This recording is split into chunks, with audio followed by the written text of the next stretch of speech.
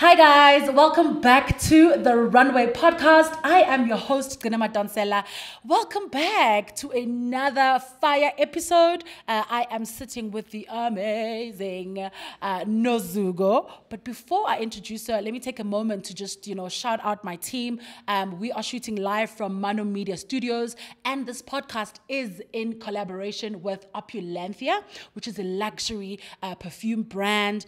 They've got amazing diffusers, candles, and I hear now they're adding a range to it. So you guys definitely want to follow and like their pages. Make sure that, you keep up with these brands, because really what we're about to bring you is just some awesomeness, some good content. And don't forget to like this video, share, and subscribe. Be part of the Runway Podcast family, and let's grow this community.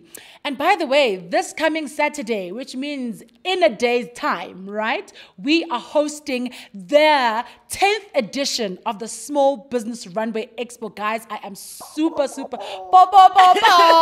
am super excited. I'm sure you can tell. And please make sure that you do join us. Tickets, a limited number of tickets are now available. So you can just go ahead to our website, buy your tickets, and let's meet up, yeah?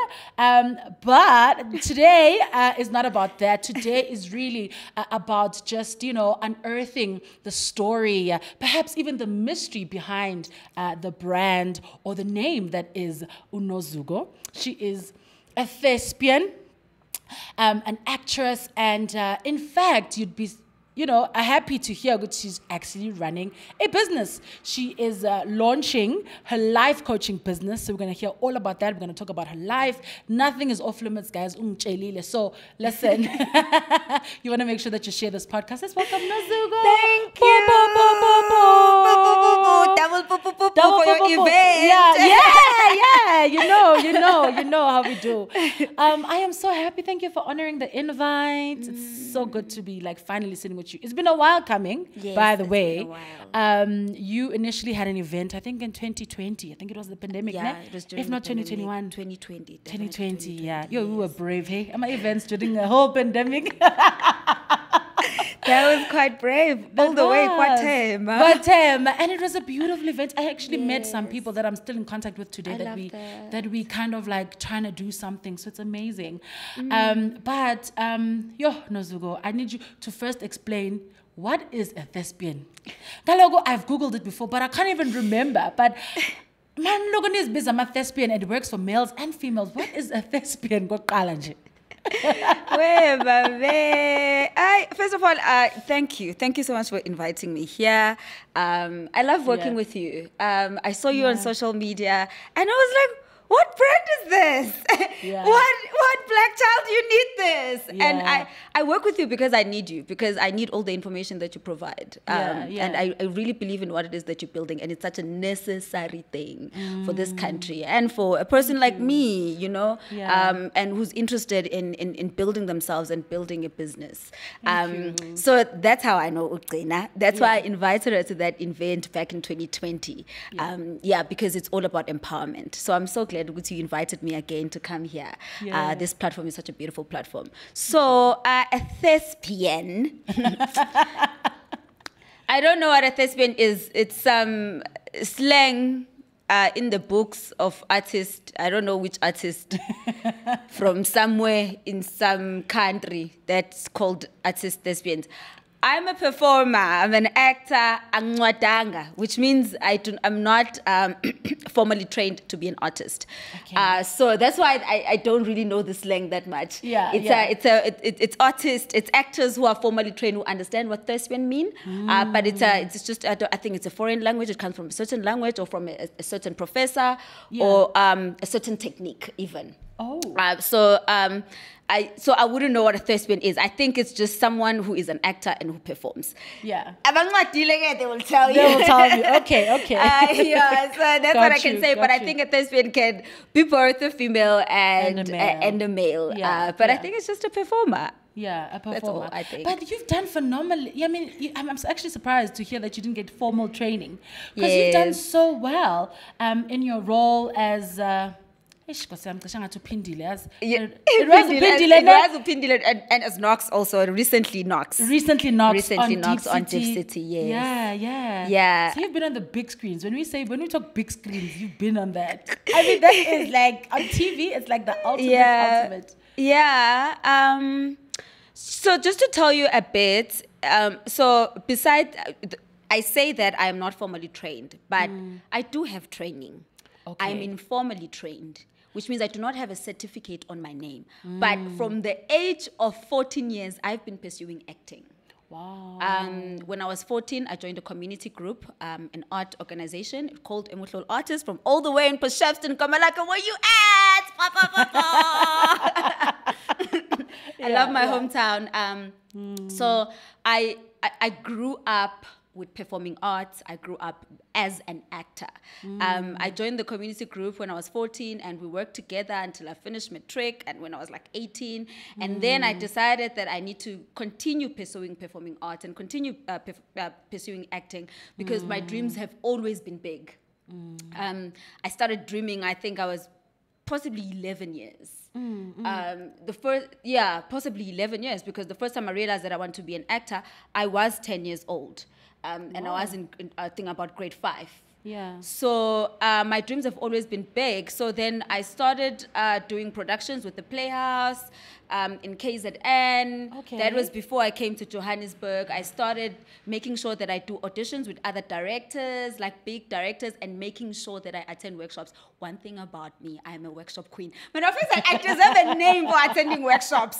If there's a workshop, I am there, because I understand. I couldn't study was because I couldn't afford education. I wanted with everything inside of me to go to school. Even today, I still ask God to get an opportunity to go study an arts degree, some sort of an arts degree. Obviously, right now it would be great to study it on a global platform. But I attend a lot of workshops, and that's why I got here. So I am trained. I have training. I have understanding of what the craft of acting is. I have understanding of certain techniques that you use to be able to perform. I have an understanding of what it is that I'm doing. Oh, that's amazing. Yes. But now okay. So now you are on Scandal. Did you have other roles before? Maybe like kind of smaller roles? Yes. How my career started, I got Skim Sam first. Okay. Yes. Back in 2015, I was just a small girl from KZN. I love telling the story, so let me tell you. Let me tell you what happened. Break it down. Excuse me. So in 2014, actually 2013. No, I'm lying. 2014. In 2014, I was doing a production called Sugar is Spice. With one of the directors in KZN, Upil Siwe, which also it was a defining moment in my life. Sorry, excuse me. It was a defining moment in my life where I felt like I've been out of high school maybe for like 3 or 4 years, and I've been pursuing this acting thing, but it's not giving me a lot of result. Because at that moment, I was just participating on a national level, but I was not getting a big salary. From theatre, so I couldn't support home. And coming from quite a disadvantaged background, it was a struggle at home, because they needed to see something tangible, something real. And also, you're not bringing a degree, you know. So I felt very stressed this year, and I was in the middle of doing that production. So October 2014, we traveled to Johannesburg, Alex. It was called the Olive Tree Theatre to perform. So here I was performing there. I finished my performance, and it was a really lovely role that I played under the guidance of Upili. She was a brilliant director. So then I go back to KZN, and I get called by the owner of the theatre, and she said, Skim Sam is looking for Zulu-speaking girls. And I saw you this past weekend, and I think you are ready. So how about you come and audition? So excuse me. So then she gives my number to Putla Marong. I paid the name Marongwa on Skim Sam. That's the character Putla pays. Marongwa.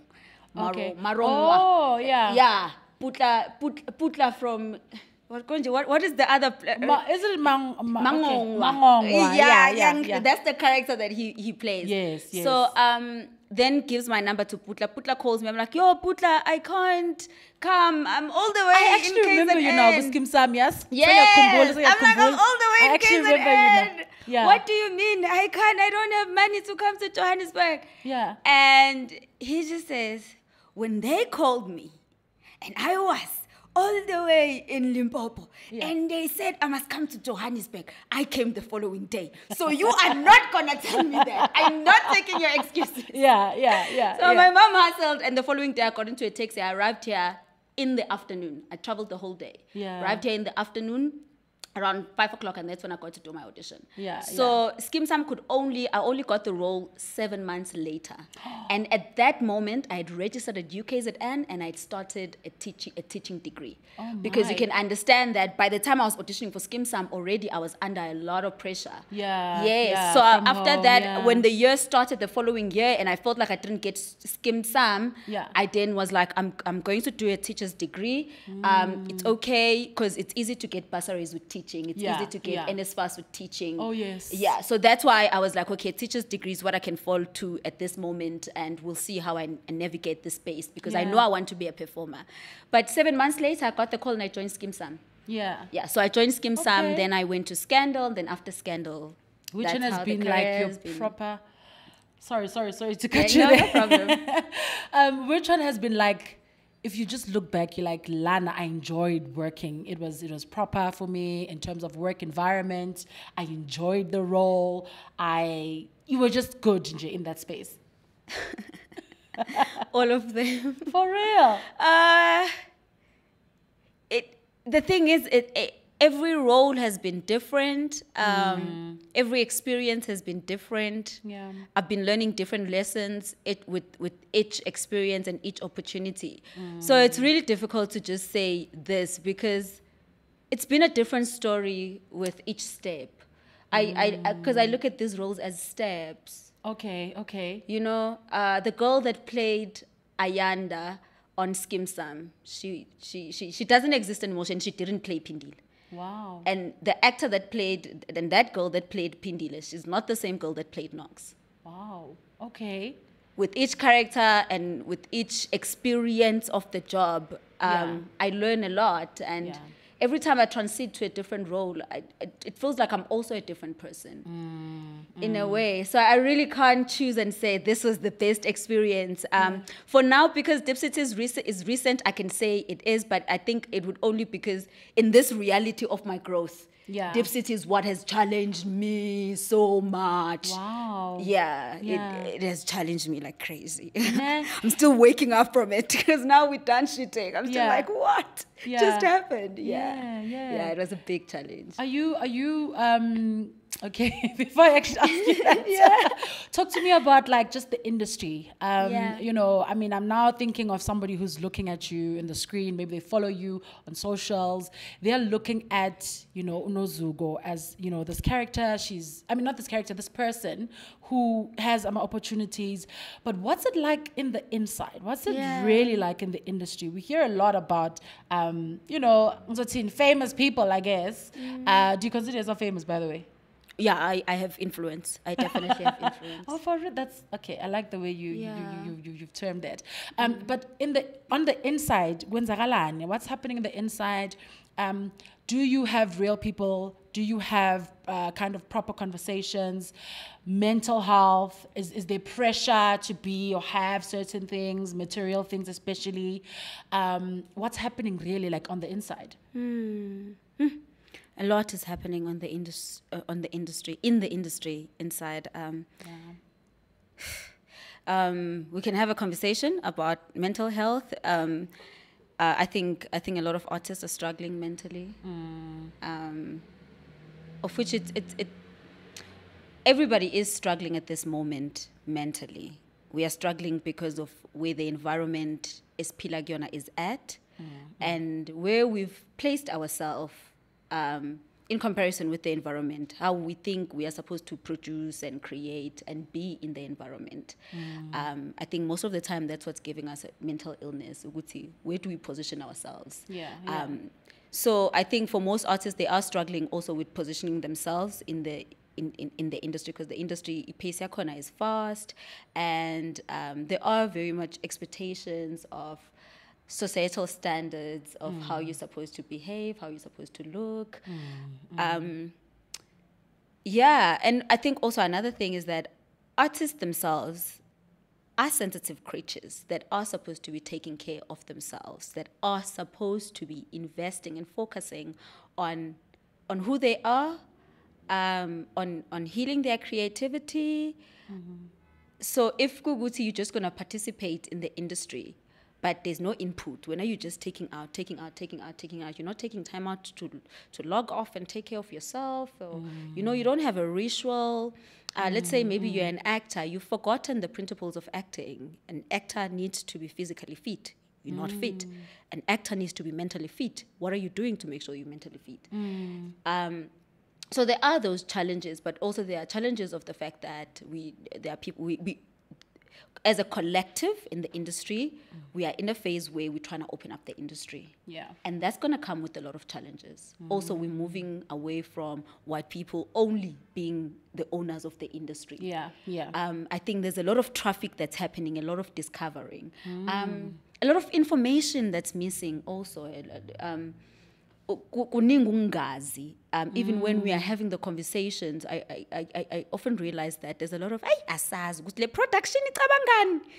Actors don't know what production is thinking. Production is like, these actors. Yeah. So I see it as a space that just needs a lot of growth. And I think that's why I'm so passionate about life coaching, because really my passion is creativity, my passion is actors, and my passion is healing. Yeah. So with my business, I'm able to bring all of these things together, so I can be able to help performers, artists find themselves and heal themselves, and remember that as an artist, holistic living should be like something that's so natural, because artistry itself is holistic living. Artistry itself is holistic living. Yeah. As much as I met, I think I met holistic living when I went to spirituality. But if I think about it, some of the principles that I'm learning now of having a routine, of being physically fit, of making sure I eat correctly, of making sure that I debrief, all of those things are things that I learned in acting. So I think sometimes artists forget that side of themselves, and they just go with the hype of it all, entertain the ego, entertain, I don't want to say the fame. There's really nothing wrong with the fame. Fame can be toxic, such as anything else in this world. Yeah. So, Yeah. So it's just about, how do you see yourself? How do you know yourself? Why are you identifying Wena with the fame?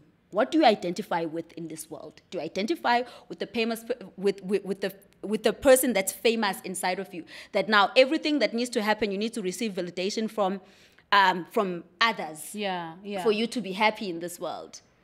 Wow. So then that's gonna be a problem. Yeah. So I mean, I hope I've answered you. A lot is happening in the industry. The industry is growing. Artists are sick, but we are moving forward. Yeah. I don't think it's anything that's foreign. It's just the time that we are in. Yes. I guess it's the growing pains, Joe Bushuti. Yes. If you trying to open up the industry, Yes.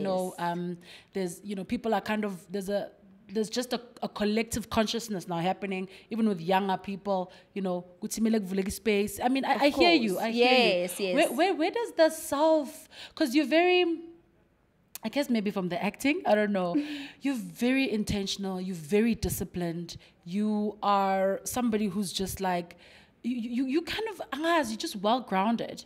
And you give me spirituality vibes as well, like not your meditator. And I remember when we were supposed to shoot this podcast, I think 2-3 weeks ago, you said, hold on, I'm just busy in a process right now. I don't know if I could actually ask you about that as well. Yes, you can. You was that like a fasting that you were doing? Is that a ritual? Like, you said, I'm not doing anything right now. I need to focus on. I was just like, wow, I love that. So I was going, I'm going to. So, okay. So what had happened is that 2 weeks back, I was supposed to attend a healing retreat. Okay. Yes. So before the healing retreat, because it's plant medicinal based, you have to Amazing. Are you going for ayahuasca? I've done that. So have you done that? Yes. That is so dope. I so want to do that. Where?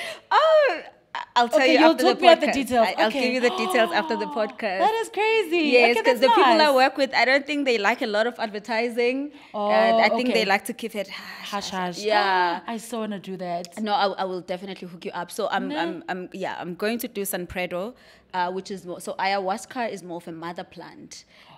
So it deals with your feminine energy, and then San Pedro is more of the masculine plant. So it addresses that kind of energy. So that's what I'm going to be doing. So that's why I was like, for now, I just need to find myself. But also just because when you go through this retreat, just days before, you have to understand what yourself is unpacking. What your inner voice, like before you even take ayahuasca, you'll see when you go through the experience. The 2 weeks before, when you start the diet,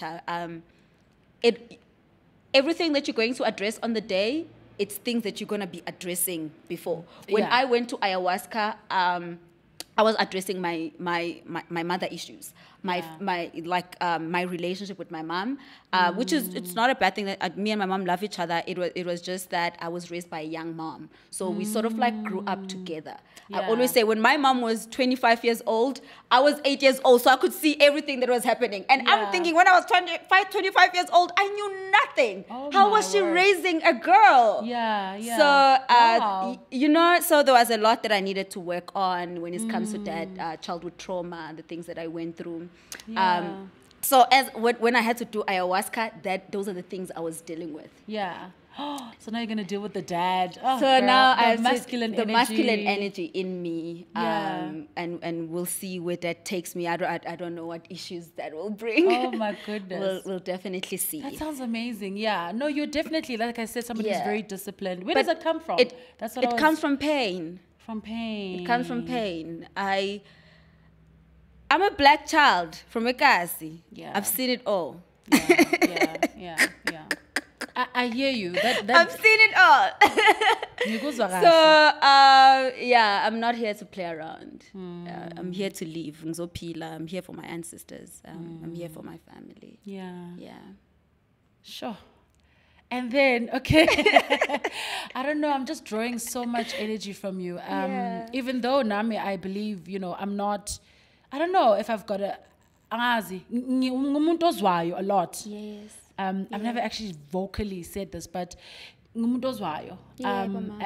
there's a lot of things that, I don't know, I guess I take in a lot of people's energies, anyway, it's not about me. And I do want to say that is normal. Yes, most of us are intuitive. Right? All of us are. All of us, we have superpowers. It's just that we don't spend time and we don't trust ourselves as well. I think for me it has been an issue. I think I've always known from a young age, but I've never trusted it. But as I'm growing older, I know if I see if I sense something, I stay away. Like sengilapho manje, which before I wouldn't stay away. I would go in anyway. I'll go in, but now I'm able to say, okay, no, stop right there. Okay, wow, man, you're so dope. You're just generally dope. That's why I'm taking a moment to pause. And then now, does that so I'm understanding your feminine, and you've unpacked, kind of those feminine issues. You don't know what is going to hold the session that you're going to on Saturday. That's why you can't come to my event. But talk to me about the masculine energy as a female, as a woman, as, somebody, I don't know if you maybe also want to relate it to the industry, but just as women. I'm trying to almost say, like, I feel like we go through this life, we just grow up and we just expect it to be a certain way. As a woman. For you're a woman, you just expect it to act a certain feminine way. You should be girly, we should dress a certain way, we should, do all of that. But I see with you have kind of embraced just being who you are and not kind of conforming to that little I'm just a woman. Yes, that's true. I think because I had to start dealing with it from a very young age, because I think for me, because physically already I appear a bit masculine. Do you? I think so. I've been told all my life. So, you know, I've always heard, oh, you're such a tomboy, or your shoulders are not as straight as other girls are, you know. Are you serious? Yeah, I've always had that. I've always been told you're not feminine enough. Yeah. You're not. You don't That's have you don't have a feminine body. So those are things that I sort of grew up hearing. So I sort of embraced being a tomboy in a way. Okay. So I was like, I'm a tomboy, I'm a tomboy, I'm a tomboy, I'm a tomboy. Wow. Then I went through survival mode when I got to Johannesburg. I went through survival mode where I was only operating on my masculine side. It was track pants throughout, you know, because I was a celebrity going to the taxi rank. Yeah. So I needed to be ready for anything. Yeah. So when I was surviving, when I went through that time where it was just only when I was in survival mode, survival pilot, I used a lot of my masculine side, and I related with it, and it kept me safe. I went with it up until I started feeling like, where is my femininity? Ufazi bami bukuphi? Yeah. Now I started feeling like I'm looking for it. Then I started going on a journey of finding information about this masculinity and femininity thing. Yeah. I think also because I'm a woman that dates other women, yeah. I really needed to understand what's going on. Yeah. And also, I'm a woman that dates other women that started dating men. Okay. Yeah. Who started, you or the other woman? Me, I started dating men. Oh, okay. So I dated men for a certain time in my life, and then also I'm dating women now. So I needed to understand masculinity. Okay, I've been told I'm a tomboy. Yes, I want to understand my femininity. I feel like right now, Jay, it's something that's at the back, but also my sexuality is in the midst of me understanding all of this. Yeah. So I had to go through a journey of understanding what is this feminine and masculine energy. Yeah. And I won't say that I'm a professional in understanding femininity and masculinity, but within my experience, Mina, I've realized that all of us have both energies. Yeah. And sometimes in certain situations and circumstances, you have to channel a certain energy to serve that. Okay. So when I was on survival mode and I was using my masculine energy throughout, it was because I needed that, and I felt, and obviously I felt unsafe. So the man in me, I'm gonna say a man for lack of a better word. Yeah. Ngingasho futhi ngithi ikhehlele kumina, or who, you know, but that masculinity that survives in this universe of mine wanted to come out and protect me. First, I do want to say I'm not necessarily an expert when it comes to feminine energy and masculine energy, but I've had to find out for myself what it actually means. Because first of all, I grew up being someone who's always been told that you don't have a body that's feminine enough. Which is ridiculous. I don't know who. But people always feel the need to, you know. That's crazy. Or your back is not feminine enough. You don't look feminine enough. So growing up like that, I've learned to embrace the fact that I'm a tomboy. So being a bit masculine has never necessarily been a problem for me. But then I went through a phase in my life where I was on survival mode because I was here in Johannesburg and I was only wearing track pants. I was a hustling actor, a famous girl, still having to be on Texas. And that meant that it was fight time. So as I was on survival mode, I really feel like my experience was that I was only operating through my masculine energy.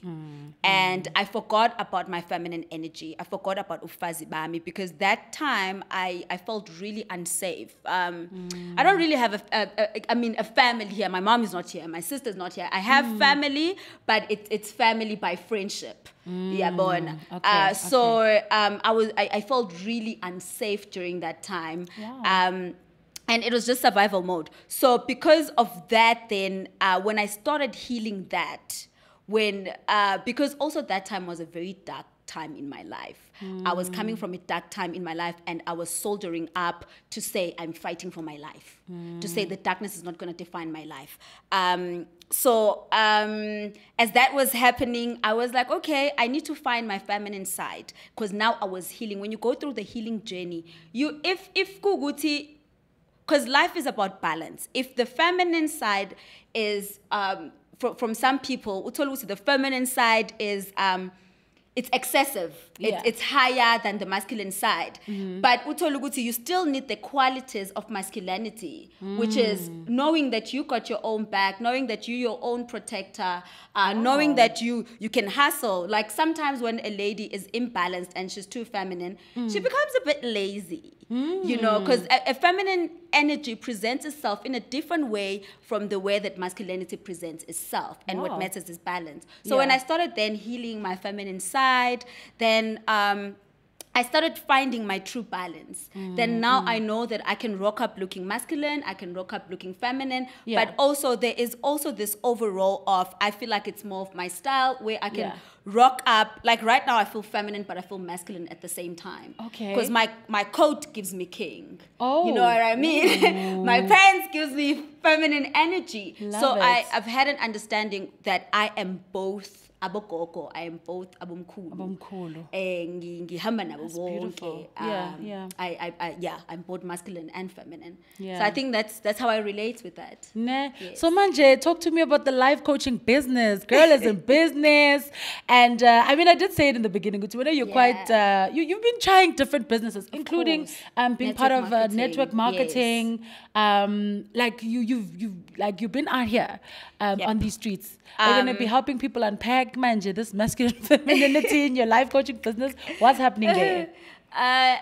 Okay, not femininity and masculinity, but we will work on a lot of things. But if you do have sort of identity issues, definitely we can definitely work on that. It's not a problem. Yeah. But I'm a personal development coach.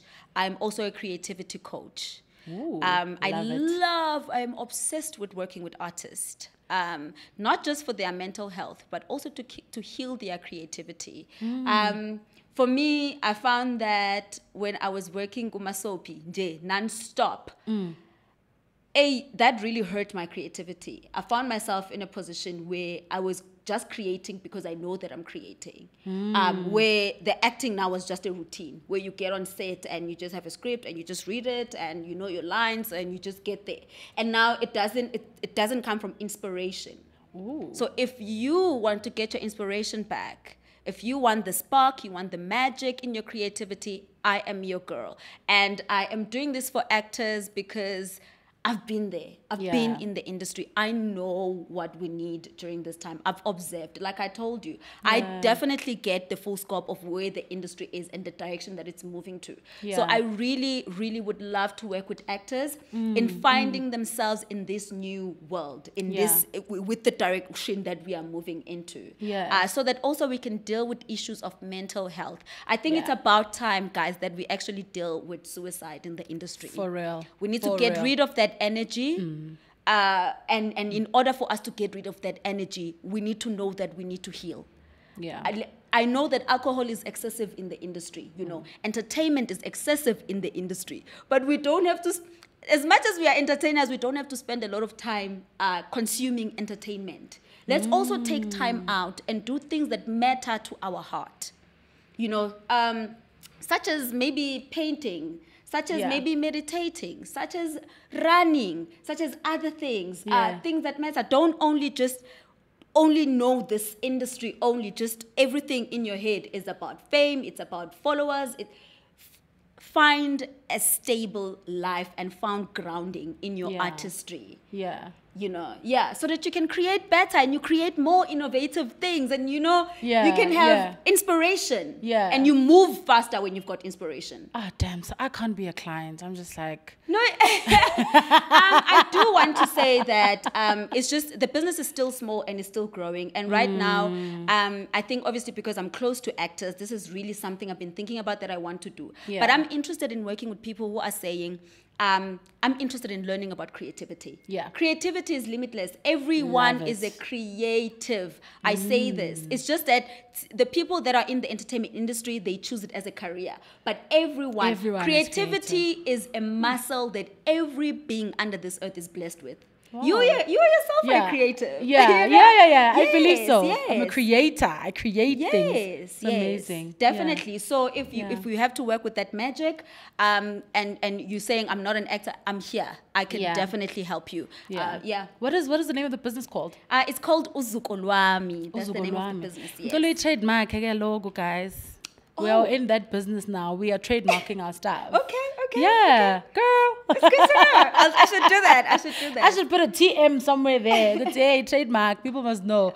But yeah, Uzuko Lwethu. What does that mean also? So Uzuko Lwami. So my name is Nozuko. Yes. It comes from the Xhosa language. Isimpondo, to be specific. And I say Isimpondo because my grandma always told me that Ndilimpondo. So I come from Ebizana. That's where my family comes from. Emakucheni, Ntola, Ntshanganse, Mpechwa. A whole Ntshangaselo. Yeah, my grandmother made so I know it. So that's where I come from. So that's why my name is such a deep Xhosa name. Then we moved to KZN. Yeah. Yes. So Nozuko means glory.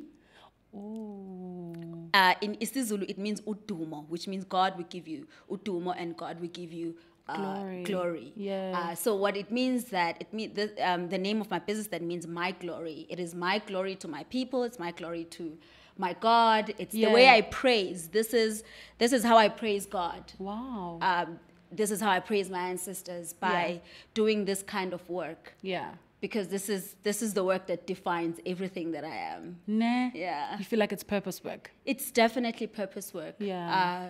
It's purpose work. I've been wanting to do this. I've been wanting to do this. Yeah. Siloncha nini, tell us where to kind of find you.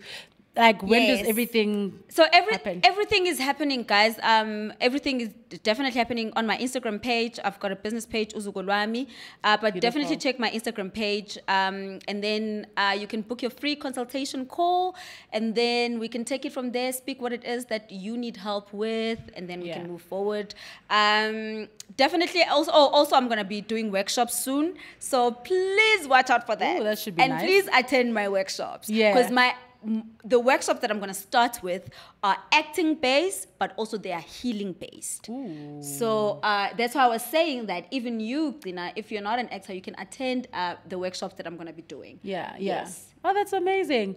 Alrighty, it's been absolutely amazing just chilling with you. I feel like we need to do more. Like I'm drawing so much energy from you, and it's good energy. Like, I mean, we do need to raise the collective consciousness of our people. We spoke about mental health. It's so important, and I feel like the work that you're doing is going to be purpose work. And we believe in you. We're rooting for you. And this is a good runway. One runway, baby. Runway, baby. Thank you, Sissy, for the platform. Thank you. You're doing absolutely amazing. Do come back, please, ne? Okay. When you ungasikhohle maso Pesheya. And I saw a nice TikTok of you. I watched that thing so many times. Really? Lega Tuso. I was just like, it is hilarious. You're like, Tuso, I'm coming. And it's so beautiful. No, you're going there. Yeah, you've got everything it takes and more. Thank you. Runway, darling. You know. So I'm rooting for you and I wish you all the best. Thank you so much for honoring this invite. Yeah. And yes, guys, this brings us to the very end of the episode. It's been an absolute blast having Nozuko Ntshangase now. Ntshangashe. Yes, we've changed to Ntshangashe. Oh. Yes. I'm sorry. It's okay. I just remembered ukuthi ngishongo eqaleni. Okay, Nozuko Ntshangase. Oh my goodness. I'm sorry. I feel bad for saying Kayane, but it's still you. It's still it's still part of your journey. But it's been an absolute blast. I hope you can like, share, subscribe. Let's grow this community, guys. We are a new podcast, but we're bringing fresh ideas. We're bringing amazing guests. We're bringing conversations, Jay, that you could only wish that you will have in your circle. So make sure that you get part of our family. Join us. Underdogs and legends are welcome. But for now, guys, from me, small Business Runway, Mano Media, and Opulenthia. We love you so much, and we can't wait to see you on the next episode. Cheers, guys. Cheers.